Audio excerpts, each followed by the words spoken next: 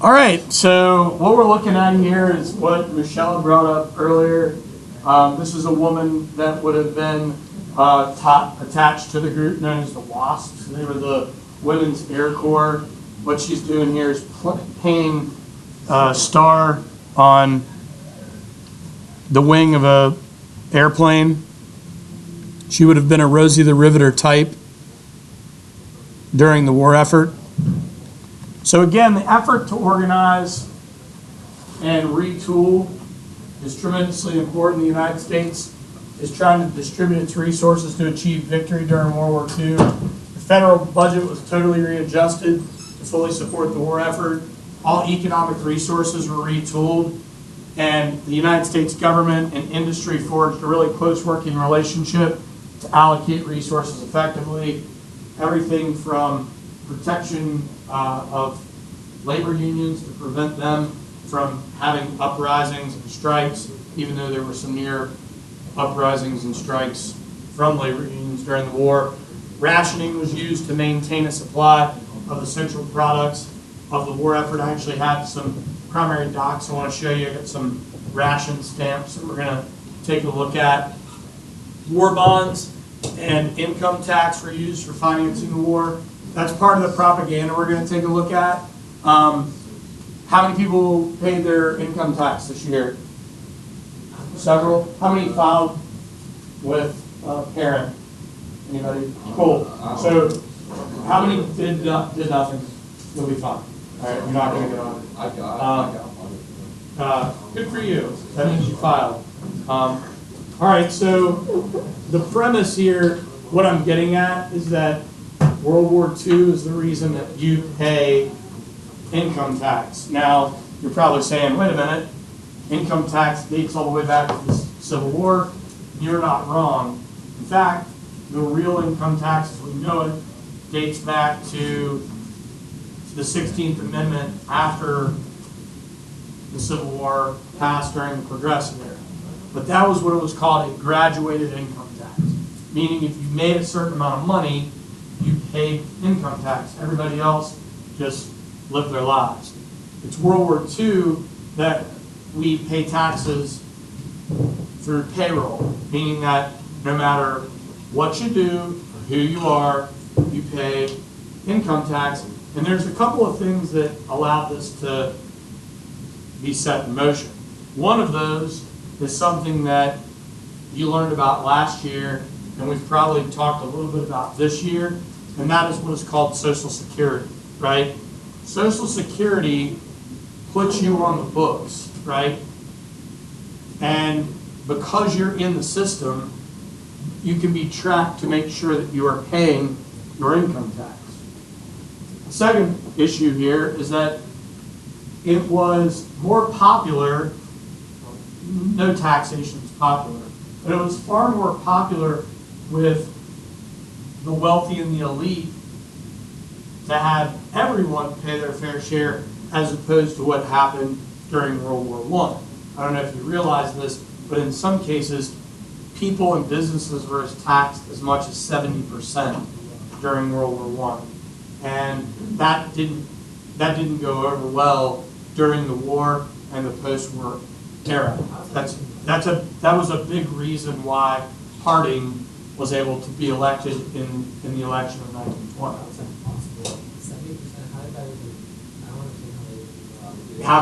How they justified it? Yeah, it wasn't everybody, but there were people that got taxed so more so businesses than people that were taxed so heavily for the war effort during World War I.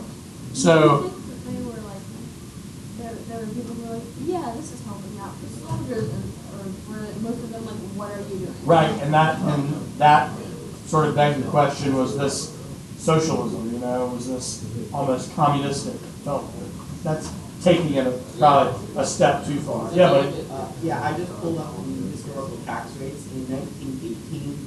Income above $1 million, not just inflation, was taxed at 77%. But if you go, did I say 77? you said 70. 70. Yeah, 70. And then in 1944, income over $200,000, not adjusted for inflation, was taxed at 94%. 94%. Yeah. So they basically make like, what, $5? But that's, it's the tax bracket, so income under $2,000 is taxed at 23%, so, because people don't understand the way tax bracket works, so it's all the income you make above $200,000, that has a 94% tax rate, for the first $2,000 we made in 1944, they were taxed at 23%. Right. And then, well, then coming out of World War II, we don't get away from it. We keep the payroll income tax. And so again, And yeah. also, these are just federal tax rates, they don't include state income tax, local income tax, property tax, Sales tax. registration. Yeah. Good job. Nice pull, Andrew. All right. So war bonds are a big deal. I want us to think about war bonds too, because that's obviously a big moneymaker, like in the present. But when we think about the recessions of the big recession in the 70s, it's not only the cost of Vietnam in the 1970s, but it's also the greatest generation cashing out their war bonds because they had held on to these bonds to retirement. It's like, hey, here are my bonds.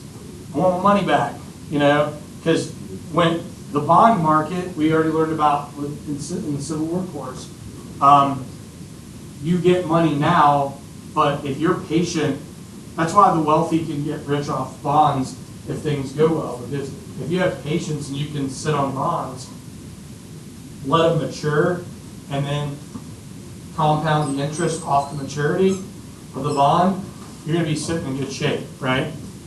It's all about, it's a sort of a waiting game.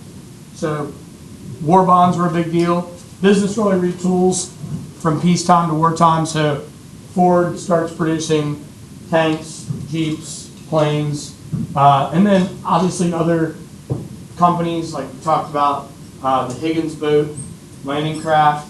We talked about the Willys Jeep companies. We talked about the growth of the Norfolk Naval Shipyard. Virginia made out well in a big way as a result of the post-World War II era, because the military buildup in Virginia due to Norfolk, Northern Virginia, the development of the Pentagon, all that really generates a lot of revenue for our economy and growth in our GDP. So we wanted to take a look at defense spending. You can see between 1940 and 1950. So it's a sharp, you see right there, the sharp uptick during World War I and during World War II. And then you can see here that there's a little bit of infrastructure and services that's being used, but very little in terms of interest. And then these aren't the greatest graphs, but there are a couple that I thought that were worth sharing. It's very difficult to find sort of a pie chart breaking down the military spending during World War II, but it made up about somewhere around 75 to 80% of the spending. And then obviously the budget is going to grow as a result of the military buildup. So the success in World War II requires the total commitment of the nation's resources. So on the home front, you're looking at public education, mass media, promotion of nationalism, the propaganda campaign that was born out of the War Industries Board and the Office of War Information. So here we have public school kids on the left during the World War II era, and on the right we've got this this father and his daughter tuning in to listen to potential report on the war or potentially FDR fireside chat. Wait, why was he not, how old was that? Was he too old? He could have been either too old or he could have been what was called F4. There's also a number of other distinctions. So, like let's say you medically didn't qualify. right, like if you were in civil service, like teachers, cops, firefighters, uh, physicians, medical personnel, most everybody went, but a lot of, yeah.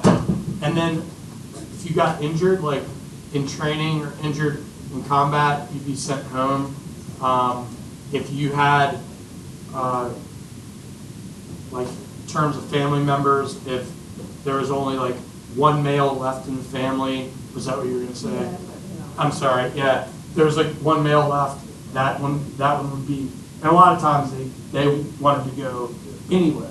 That was part of it.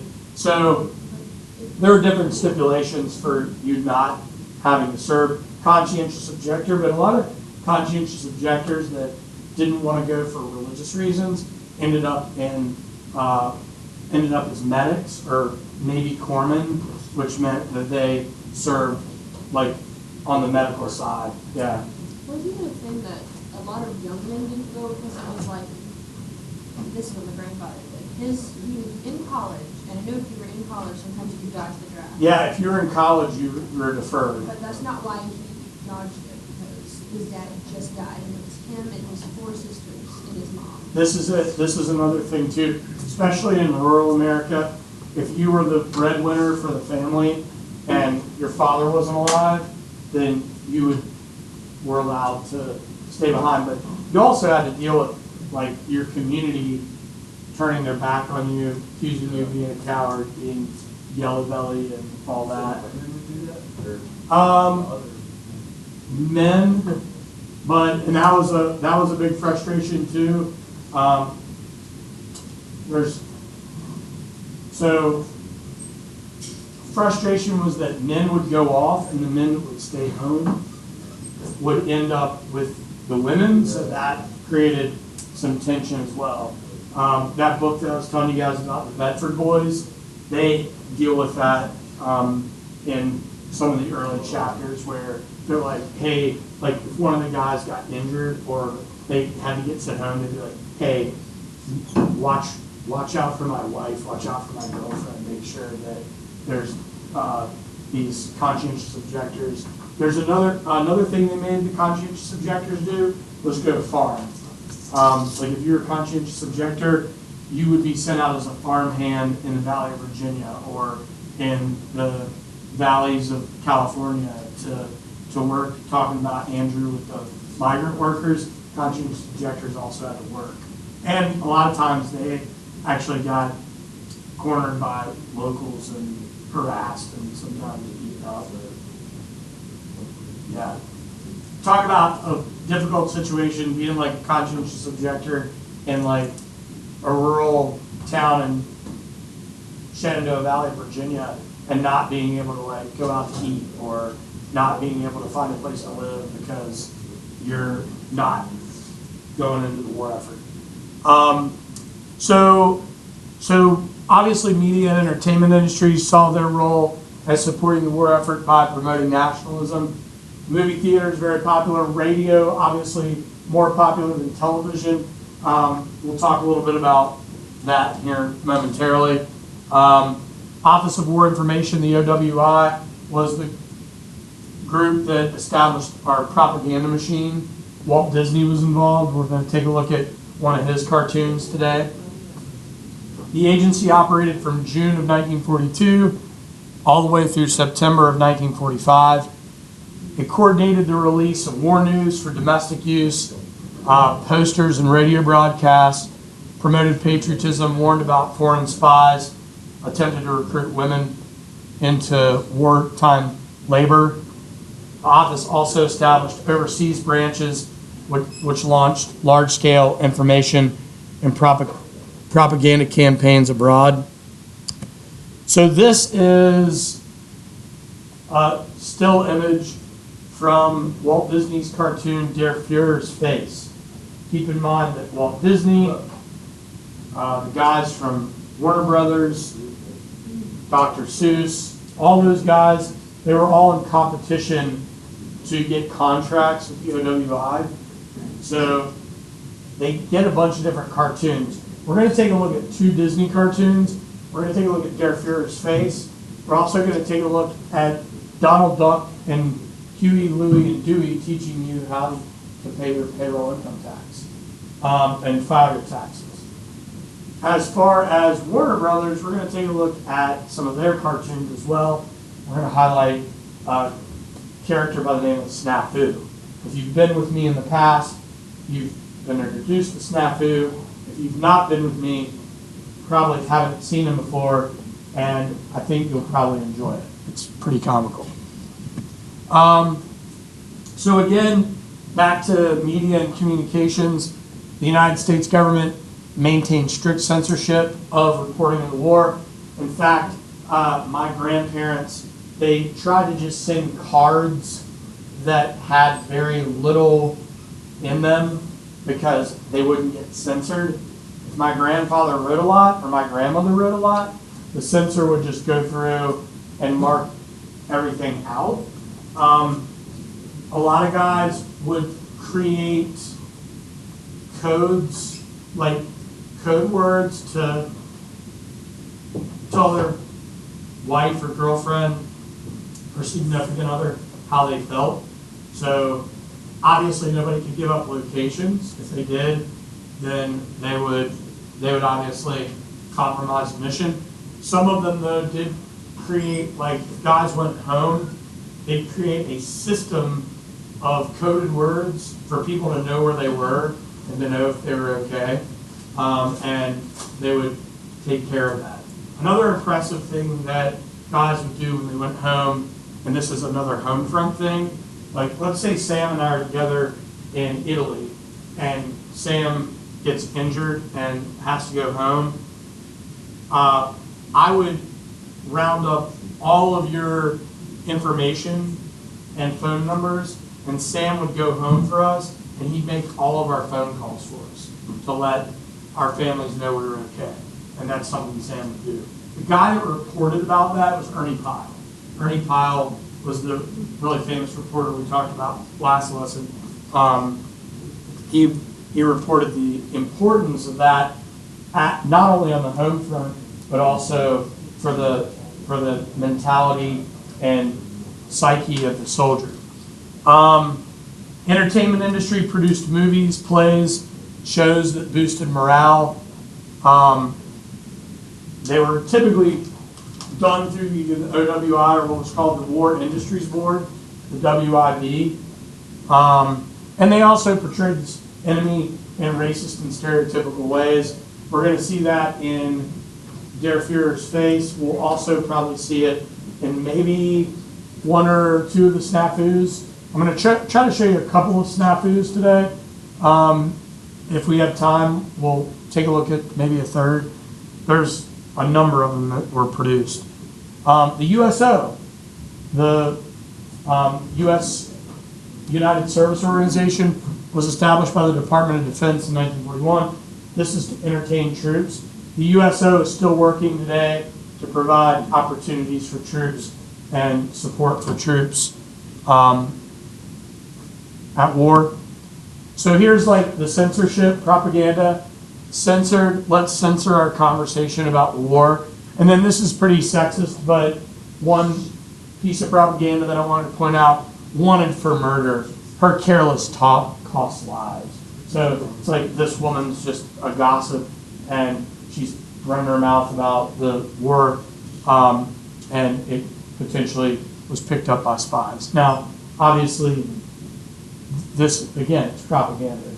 It's used to play on emotions and fear. Here we have, on the left, one of my favorite cartoons. This is the famous OWI slogan, "We will if we keep them firing." That was pretty common. So let's catch him with his panzers down. And, you know, they portray Hitler as like this bumbling idiot with his with no pants on and his swastika boxers. And then this is a movie that was produced, it was produced by the National War Finance Committee, and a lot of people would have gone in and watched this and said, oh yeah, I want to watch this movie for the war effort, or chances are, why are they going to the movies if they can watch a free movie? Yeah, right. They might want to just take a breather. They might not have any money. They might want to just get some air conditioning, right? Maybe just go in and take a nap. That was pretty common. So a lot of people would just watch these war films over and over and over. If you were going to the film to like watch a new Humphrey Bogart or Cary Grant film, guess what? Film starts with propaganda. Most of the films themselves were propaganda films, because they would say, there's a really great part in Band of Brothers. They're like, hey, what do you say, fella? Why aren't you serving in the war? F4, like, or 4F. I'm medically disabled. So they would tie that in to the film, right? That's part of the overarching propaganda campaign. Here shortly, I will introduce you to Private Snafu. Private Snafu is not for the general public. Y'all remember watching Snafu last year? Okay. Did you all enjoy Snafu? Kind of, not so much. It was history, but it was also kind of. Yeah, it's over the top. Snafu is used for educating soldiers. So what we're going to do is take a look, fitting Snafu clip that we should see, and that is the home front with Snafu. So again, these are for soldiers. This is not for the general public. And there are like 30 or 40 different Snafu clips. So Snafu looks a whole lot like who? Popeye's good, but Elmer Fudd, very good. So the cartoonist that made Elmer Fudd is the same cartoonist that sketched Snafu. The voice of Snafu is going to sound very familiar. And that voice is the voice of Bugs Bunny, Mel Blanc. Because all those Warner Brothers guys have worked together. So this is what Snafu means. Situation normal, all up. You get the idea, right? Situation normal, all effed up. So that, fouled, or however else you want to put it. So the premise is to educate soldiers on a number of different things. Anybody ever heard of Bob Hope? Yeah. Bob Hope got his start with the USO during World War II. We're all familiar with Norma Jean, right? Marilyn Monroe took part in the USO. And Malin brought up a good point. Anybody ever seen Apocalypse Now? It's about Vietnam. Part of that highlights the USO. So the USO is obviously still working to entertain soldiers today. American radio and television, over 20 million radios were sold by 1940. Production of television receivers over here on the right came to a halt during the war. That's the RCA TRK-12. That was the early RCA television model. But television does continue on in a number of ways. They do produce propaganda. In the U.S., broadcasting continued on a limited basis throughout the war. Sports remained popular, especially the broadcasting of the Army-Navy game. That was propaganda within itself. Does anybody ever watch that game? It's like the last college football game of the season. Is that still, do you feel patriotic watching that game? That's part of the goal. It's obviously an old rivalry, but it's pomp, it's circumstance, it's tradition. Obviously, RCA television sets were made for war hospitals. The Department of Defense hired contracted engineers who had been developing television technology to improve radar, to improve communication systems. One really great advancement is aeronautical sites that we're going to talk about, and an aeronautical, some aeronautical advancements in the 1943 and 1944. Toward the end of the war, American bombers were so precise that they claimed they could drop a bomb down a chimney. Again, everybody got behind the war effort. You have rummage sales. You have donation of typewriters for wartime secretaries. You have war bonds. People really did all they could. Public schools like South Central District of Chicago donated over $263,000 in war bond stamps. This is a pretty big deal. This provided the buildup of 125 Jeeps, 2 pursuit planes, and motorcycles. Here we have Ted Williams and Babe Ruth. Stars in service, strike out the Axis. Are y'all familiar with Bob Feller? Great pitcher during the era. Pitched for the Cleveland Indians. Invest 10% of your income in war bonds. Is that something you'd be willing to do right now? Exactly. NBC War Bond Parade. That's what a war bond looked like. There's FDR on a $200 war bond.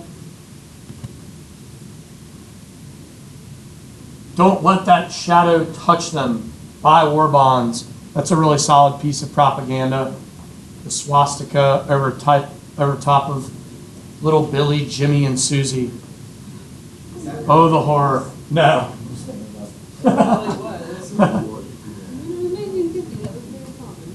Here we have rationing. I've got a ration booklet for you guys to check out. I'm going to pass this around. Some cool propaganda, or some cool primary docs. Send your way. So I will pass around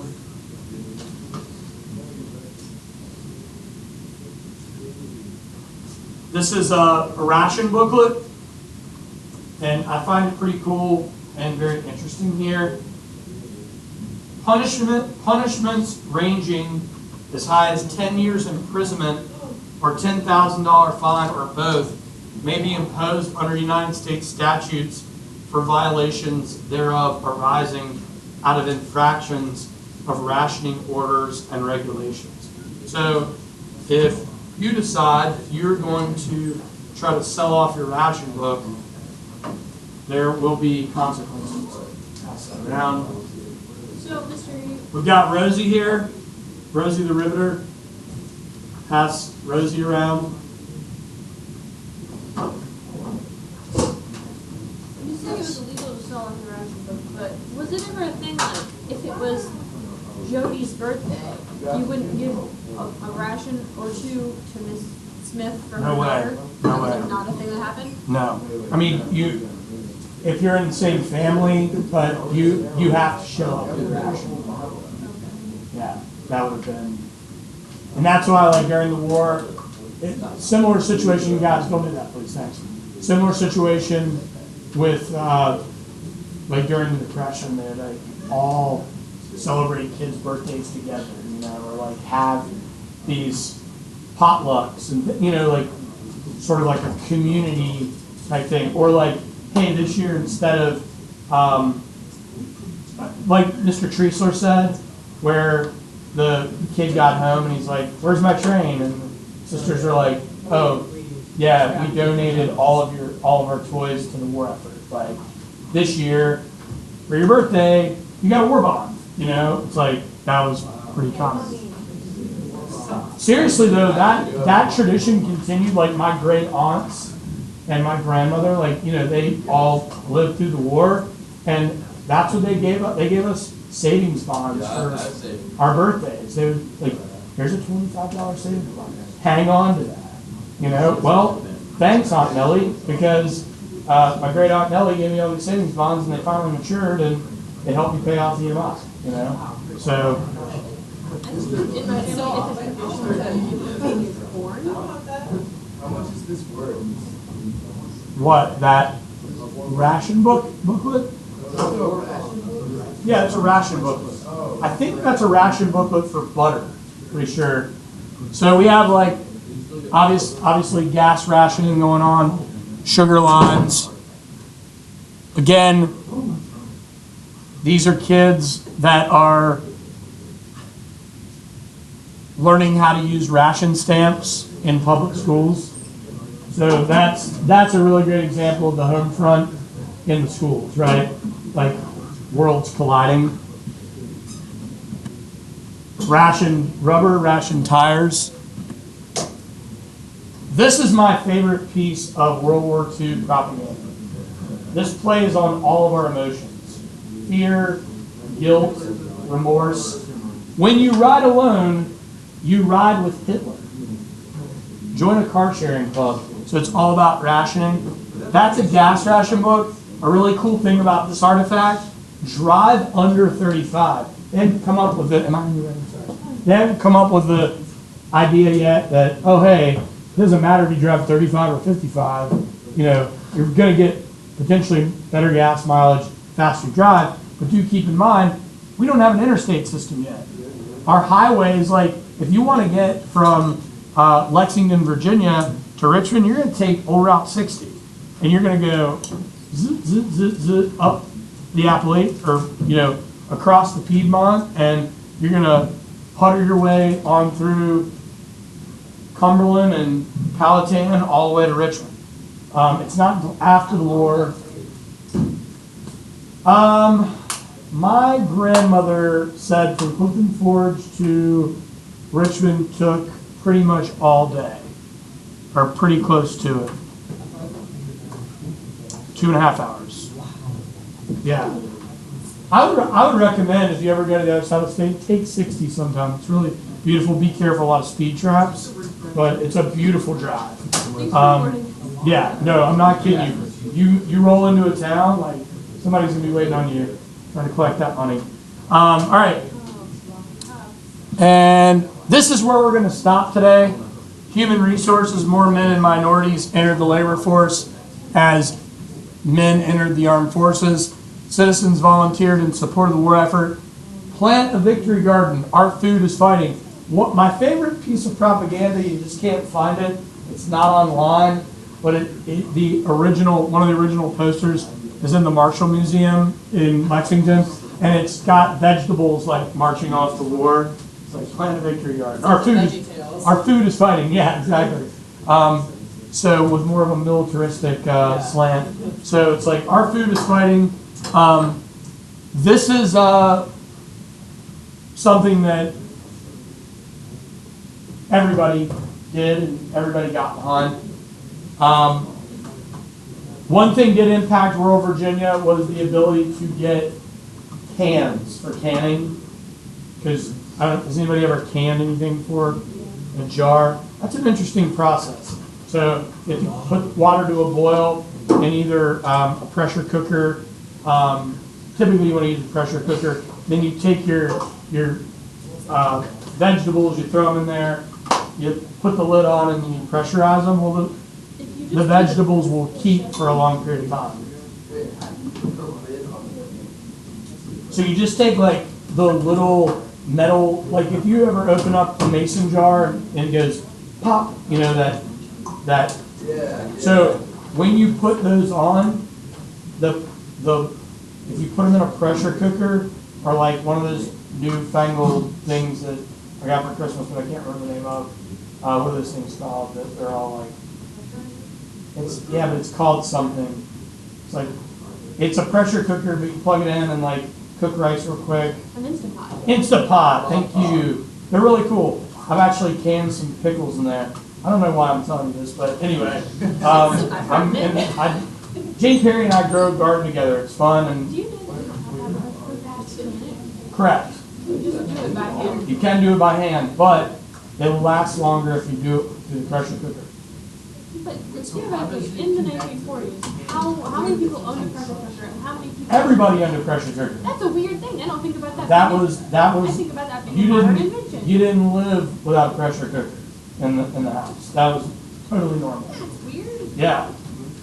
So anyway, that was the process of canning, but because of the rationing, mason jars were hard to come by. So they had to be really frugal on like how much they were able to can, because then you could like keep your stuff, Yeah. right? Yeah, so you have like a garden, you put it.